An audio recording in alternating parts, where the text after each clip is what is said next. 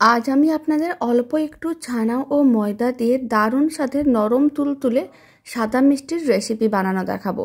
বাড়িতে বানিয়ে দেখতে পারেন, বানানো যেমন সহজ খেতেও ভীষণ ভালো হয় আর খুবই কম উপকরণ দিয়ে বানানো যায়। আর এই মিষ্টির রেসিপিটা শেষ পর্যন্ত দেখার জন্য আপনাদের কাছে অনুরোধ রইল।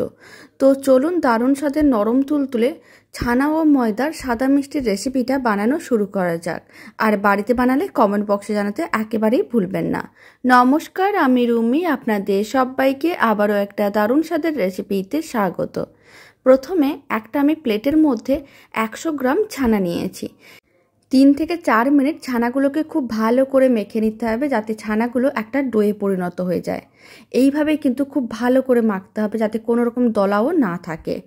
যখন খুব ভালো করে প্রায় 3 মিনিট ছানাটাকে খুব ভালো করে মেখে নিয়েছিলাম, এখন আমি দিয়ে দিলাম 50 গ্রামের মতন ময়দা।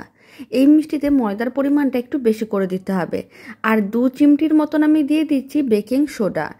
এবার বেকিং সোডা, ময়দা সমস্ত কিছু ছানার সঙ্গে খুব ভালো করে মিশিয়ে নিতে হবে আর একটা ডো বানিয়ে নিতে হবে। আর এই মিষ্টিটা বানানোর জন্য ডোটা কিন্তু টাইট করে রেডি করতে হবে, নরম করে ডো বানানো যাবে না। টাইট করে ডো বানালে তাহলে কিন্তু মিষ্টিগুলো চিনি সিরাই দেওয়ার পরে ভেঙে যাবে না। খুব ভালো করে মেখে ডোটা রেডি করে নিয়েছিলাম। এখন ডোটা থেকে ছোট ছোট করে লেচি কেটে নিতে হবে। লেচিগুলো বড় বা মিডিয়াম করে চাইলে বানাতে পারেন, তবে এখানে আমি ছোট্ট করে লেচি কাটছি। মিষ্টিগুলো রেডি হওয়ার পরে সাইজে কিন্তু বড় হয়ে যাবে। এবার একটা লেচি নিতে হবে। লেচিটাকে নিয়ে গোল বলের মতন করে বানিয়ে তারপরে একটু লম্বা শেপ দিয়ে দিতে হবে। তবে আপনারা আপনাদের পছন্দ মতন যে কোনো শেপেই মিষ্টিগুলো রেডি করতে পারেন। মিষ্টিটা রেডি হয়ে গেছে, এবার এক সাইডে রেখে দিলাম। আবারও একটা লেচি নিয়ে নিলাম। তারপরে একইভাবে গোল বলের মতন করে বানিয়ে তারপরে একটু লম্বা শেপ দিয়ে দিচ্ছি। আর একইভাবে সমস্ত মিষ্টির লেচিগুলো রেডি করে নিতে হবে।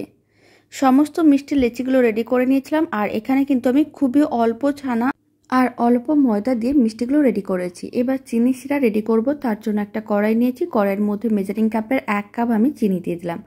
আর ওই কাপের আমি 2 কাপ জল দিয়ে দেবো। যতটা চিনি তার ডবল আমি জল দিয়ে দিলাম।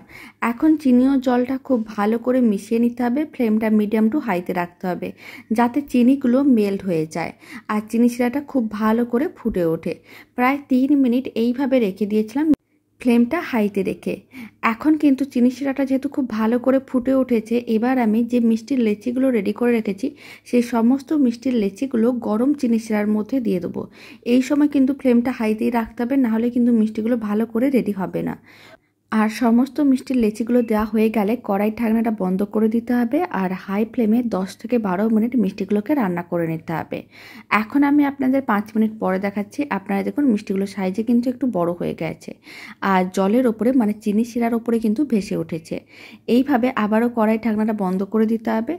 আরও 7 মিনিটের মতন মিডিয়াম টু হাই ফ্লেমে মিষ্টিগুলোকে রান্না করে নিতে হবে। এখন আমি আপনাদের 7 মিনিট পরেই দেখাচ্ছি।